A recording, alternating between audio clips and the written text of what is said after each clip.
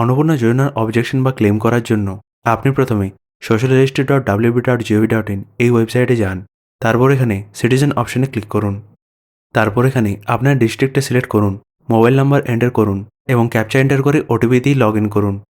যদি আপনার মনে হয় যে আপনার অ্যাপ্লিকেশনটা ভুলবশত রিজেক্ট করে দেওয়া হয়েছে অথবা আপনি টাকা পাননি তার ক্লেম করতে চান, তাহলে আপনি এখানে অবজেকশন অ্যান্ড ক্লেমে ক্লিক করুন। তারপর এখানে যদি আপনি নিজে টাকা না পেয়ে থাকেন এবং তার জন্য আপনি ক্লেম করছেন, তাহলে এখানে ক্লেম বাই অ্যাপ্লিক্যান্ট এই অপশনে ক্লিক করুন। এবং যদি আপনি অন্য কারোর বিরুদ্ধে অবজেকশন করতে চান, তাহলে আপনি অবজেকশন এগেনস্ট সামওয়ানে ক্লিক করুন। আমি এখানে ক্লেমটাই দেখাচ্ছি।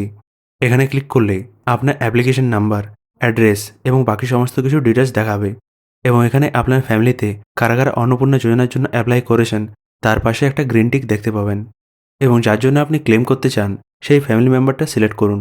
তারপর এখানে রিজন ফর ক্লেমে দুটি অপশান দেখাচ্ছে।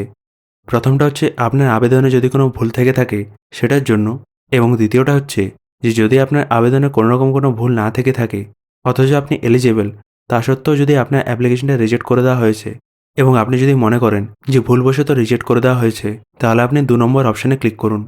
তারপর এখানে রিমার্কসে আপনি কেন ক্লেমটা করছেন সেটা কিন্তু বিস্তারিতভাবে লিখুন এবং এখানে আপনার কাছে সেই মন্তব্যের অথবা সেই ক্লেমের জন্য কীরকম সাপোর্টিং ডকুমেন্টস রয়েছে সেটা এখানে আপলোড করুন এবং এখানে সাবমিট করে দিন।